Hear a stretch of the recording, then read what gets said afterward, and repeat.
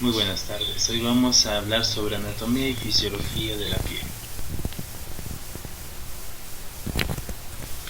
La piel es el órgano más grande del cuerpo y lo cubre completamente. Además de servir como protección contra el calor, la luz, las lesiones y las infecciones, la piel también realiza funciones como almacenar agua y grasa, es un órgano sensorial, regula la temperatura del cuerpo y también impide la pérdida del agua. Asimismo impide el ingreso de bacterias. A lo largo de todo el cuerpo, la piel varía también lo que es en grosor, textura y el color. Por ejemplo, la cabeza tiene más folículos capilares que cualquier otro lugar, mientras que las plantas de los pies no contienen ninguno. Además, la planta de los pies y las palmas de las manos tienen una piel mucho más gruesa que otras áreas del cuerpo. La piel hay que entender que está formada por tres estratos o tres capas importantes en las cuales tenemos la epidermis, la dermis y el tejido celular subcutáneo. Como podemos ver en este esquema, se puede visualizar las diferentes capas de la piel, desde la más superficial en la cual encontramos la epidermis con sus diferentes estratos y la dermis asimismo con sus dos estratos que ya vamos a ver posteriormente, y principalmente pues los diferentes anexos como son folículo piloso, folículos capilares, vasos linfáticos, vasos sanguíneos, glándulas odoríparas y asimismo terminaciones nerviosas que son muy importantes para la recepción del dolor, del calor, del frío, de la presión, etc. Bueno, la piel, como ya hablamos, está constituido por tres capas, ¿no? Las dos más importantes y por la mayoría de autores, las cuales comprometen o forman parte en sí de la piel, está desde la más superficial epidermis, la cual a su vez tenemos los diferentes estratos, desde más superficial, el estrato córneo, el estrato lúcido, el estrato granuloso, el estrato espinoso y el germinativo basal. Y entre las células más importantes encontramos los queratinocitos, que corresponden entre el 80 y el 90% de las células de la epidermis. Posteriormente tenemos los melanocitos, las células de Langerhans y las células de Melke. Y desde ya más profundamente la capa tenemos la dermis, la cual está constituida por dos capas, la capa reticular y la capa papilar, la cual en este vamos a encontrar las papilas vasculares, papilas nerviosas y los folículos capilares. Aquí podemos evidenciar en un corte histológico los diferentes estratos, desde el más superficial el estrato córneo, ¿sí?, del epidermis. Posteriormente podemos observar la dermis papilar, ¿sí?, que constituye, digamos, la capa tal vez más delgada de la dermis, pero constituye la mayor cantidad de células como observamos, y la dermis reticular, la cual está constituida por la matriz extracelular, donde tenemos fibras de colágeno y los diferentes anexos. Ya en un esquema más didáctico podemos evidenciar los estratos de la epidermis. Desde el más basal tenemos la capa germinativa basal, donde digamos se va a producir la reproducción a la división celular por mitosis. Posteriormente tenemos la capa espinosa, la cual a medida que esta va ascendiendo va presentando cambios en su forma, presentando prolongaciones. Luego tenemos la capa granulosa, como su nombre lo dice, en esta va a presentar ya gránulos de queratohialina, las cuales van a ser los precursores de la queratina, y finalmente la capa córnea, que es el estrato más superficial de la epidermis. En la epidermis hay que recalcar que las células principales están constituidas por los queratinocitos, que corresponden entre el 80 y el 90% de las mismas, las cuales se van a dividir por sucesiva multiplicación y van ascendiendo progresivamente desde la capa basal al estrato córneo. También hay que tener en cuenta que el cuerpo mucoso de Malpighi constituye, digamos, la epidermis metabólicamente viva, la cual está entre la capa basal y la capa espinosa, en la cual todavía va a existir división celular. Sin embargo, ya desde la capa granulosa va a existir una pérdida de organelos, donde la célula, digamos, ya comienza, digamos, a entrar en un proceso de apoptosis. Desde el estrato granuloso, el estrato lúcido y la capa córnea, la cual constituyen la epidermis metabólicamente muerta. Bueno, y hablando de cada estrato de la epidermis, desde el más profundo tenemos el estrato basal, el cual es una capa simple de células cuboidales, como podemos observar en el esquema, y entre estas se encuentran las células madres o progenitoras, capaces de una división celular continuada, la cual esta va a ser por medio de la mitosis. Las células progenitoras se dividen y forman queratinocitos que van subiendo hacia la superficie externa y se van incorporando a las capas más superficiales. A medida que los queratinocitos van ascendiendo, vamos a observar que se alejan de los vasos sanguíneos de la dermis que los nutre, sus núcleos degeneran, con lo que mueren y pueden ser expulsados al exterior. Otras células madres del estrato basal emigran a la dermis y dan lugar a las glándulas sudoríparas y sebáceas y a los folículos de los pelos. En este estrato basal también hay células de Merkel, como podemos observar ahí. Posteriormente tenemos al estrato espinoso, y como ya lo dijimos, mientras estos queratinocitos van ascendiendo desde el estrato basal, van, cambiando forma de sus células. Como dicen, este estrato espinoso recibe el nombre porque sus células muestran delgadas prolongaciones citoplasmáticas.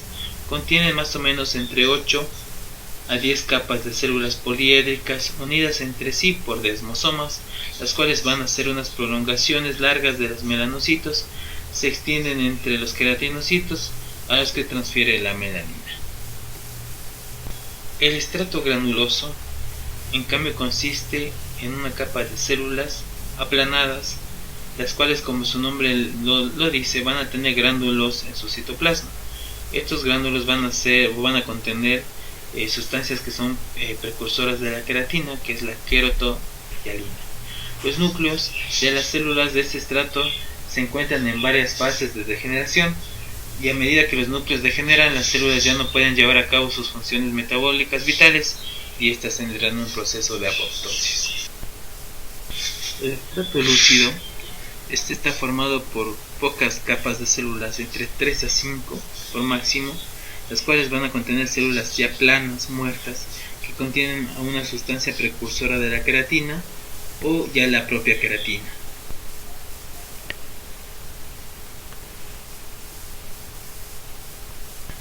Ese estrato solamente se encuentra en la epidermis de las palmas y de las manos y de las plantas de los pies. Y finalmente, el estrato córneo queratinizado. Este constituye entre 25 a 30 capas de células planas muertas, completamente rellenas ya de queratina, que es la proteína filamentosa, que se descama continuamente al exterior, y estas van a ser reemplazadas por las células de los estratos profundos.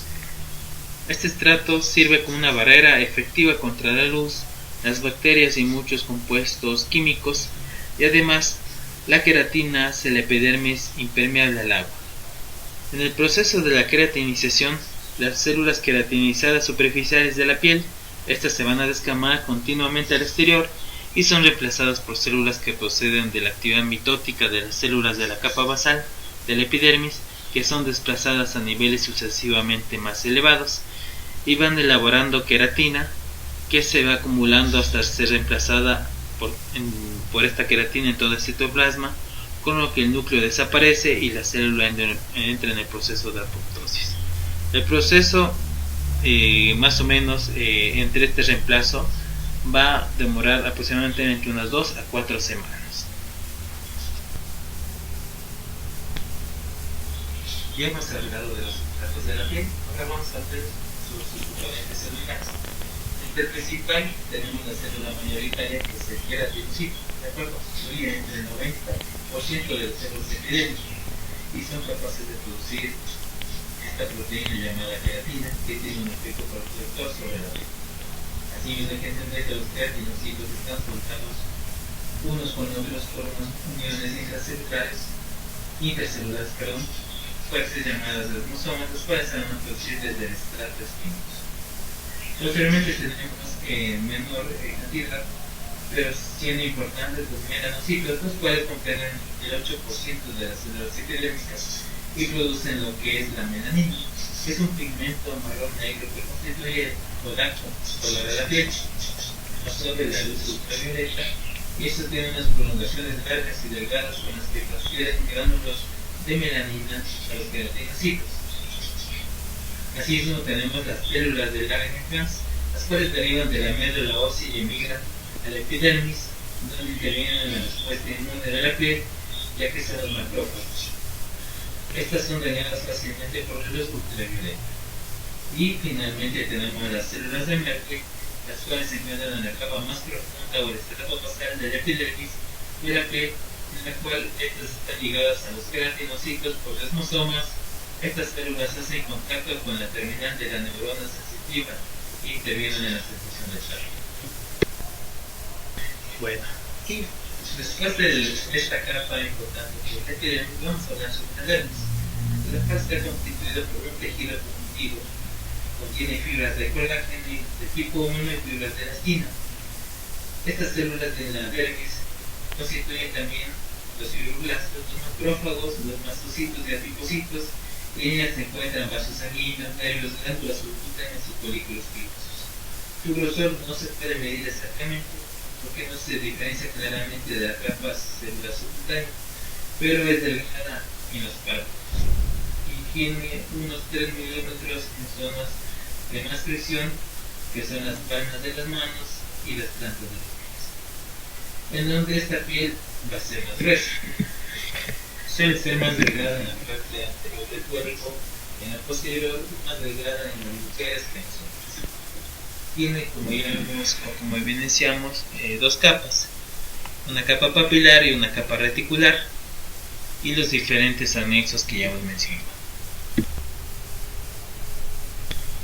Bueno, pues ahora vamos a ver de las capas o estratos de la dermis. Entre el más superficial tenemos al estrato o la dermis papilar, la cual va a estar adyacente a la epidermis, rica en vasos sanguíneos y con mayor celularidad. Es la capa más externa y está en contacto con la epidermis, ya que este constituye el tejido conjuntivo laxo, contenido de fibras elásticas, y estas van a mostrar unas papilas o elevaciones en forma de dedos que se proyectan en el interior de la epidermis. Tienen unos receptores del tacto llamados corpúsculos de Meissner y terminaciones nerviosas libres que detectan el dolor, el prurito y la temperatura. Las papilas dérmicas causan crestas y surcos en la epidermis con un patrón genéticamente determinado y único por cada individuo, que pueden verse como líneas rectas o formando asas y espirales, como sucede en las puntas o en las yemas de los dedos, dando lugar a las huellas dactilares. El sudor ayuda a formar las huellas dactilares, ya que los conductos de las glándulas sudoríparas se abren como poros en los vértices de las crestas. Las funciones de estas crestas es incrementar la capacidad de sujeción de las manos o pies al aumentar la fricción y actuar como diminutas copas de succión. Después de esta capa tenemos la capa reticular. Es la capa más profunda y más rica en fibras. Asimismo es la más ancha de la dermis y su grosor es variable. Contribuye a diferentes funciones, y esta va a estar constituido por tejido conjuntivo denso y regular, que va a contener, como ya dijimos, fibras tanto de colágeno tipo 1, enlaces entrelazadas y fibras elásticas. Los espacios entre las fibras están ocupados por adipocitos, folículos pilosos, nervios, glándulas sebáceas y glándulas sudoríparas. La combinación de estas fibras de colágeno y las fibras elásticas en la capa reticular de la dermis le proporciona a la piel fuerza, extensibilidad y elasticidad. La extensibilidad es la capacidad de estirarse y la elasticidad es la capacidad de recuperar la forma inicial una vez cesado el estiramiento. La capacidad de la piel para estirarse puede verse en el embarazo, la obesidad y en el edema. Los desgarros pequeños que ocurren en las fibras de la dermis durante un estiramiento extremo son inicialmente rojos y después permanecen visibles como estrías blanquecinas.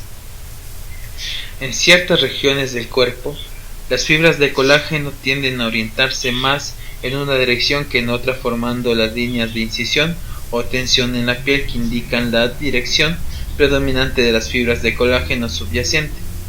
Estas líneas son especialmente evidentes en las superficies palmares de los dedos, en donde se colocan paralelas al eje longitudinal de los dedos y son de interés particular para el cirujano, puesto que una incisión paralela a las fibras de colágeno curará con una fina cicatriz, mientras que una incisión que cruce las fibras desorganiza el colágeno, con lo que va a dejar heridas que quedan muy abiertas y curan con una cicatriz gruesa y ancha.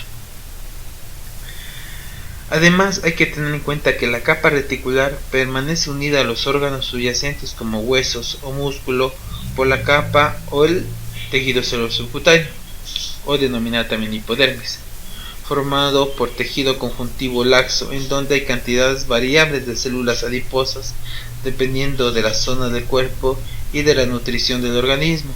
Así, el tejido adiposo de la capa subcutánea del abdomen puede alcanzar un grosor de 3 centímetros o más, mientras que los párpados, la capa subcutánea no contiene células adiposas.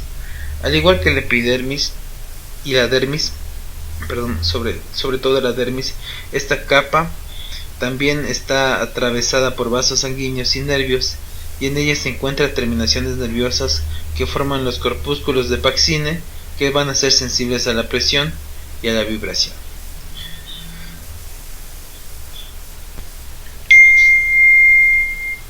Vamos a hablar de un componente muy importante en la dermis, el cual es la matriz extracelular o la sustancia fundamental, la cual es el espacio libre entre los elementos celulares y fibrosos. Está relleno con fluidos gelatinosos en el que las células se pueden mover libremente.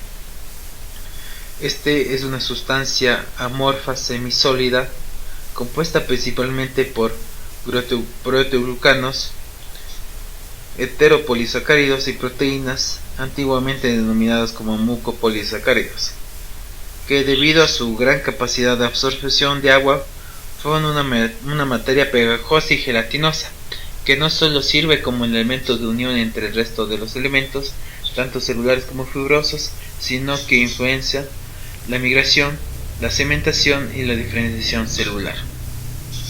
Asimismo, constituye el vehículo por el que los nutrientes y el oxígeno llegan a las células, y asimismo estos se acumulan sustancias de reserva. Su composición predomina el agua en un 90% y constituye también las fibras de colágeno. Las estructuras sensoriales de la piel se encuentran también en la dermis, y es así que las fibras nerviosas responsables de la sensación se forman cuando los receptores mandan al sistema nervioso la información percibida. Estos receptores reciben nombres diferentes según el tipo de sensación que captan. Los termorreceptores son capaces de identificar la sensación de calor o frío, o denominadas sensaciones térmicas. Los mecanorreceptores captan lo que es el peso de los objetos, o si la sensación de presión, la forma y la textura, el tamaño, etc. Y los nociceptores captan el dolor. Estas fibras nerviosas pueden ser libres, con fibras sensitivas desnudas, o estar cubiertas por tejido conjuntivo. Terminan en unos abultamientos denominados corpúsculos. Y así pues tenemos los diferentes corpúsculos de Meissner, de Crofts, de Pacine, de Ruffini y de Merck.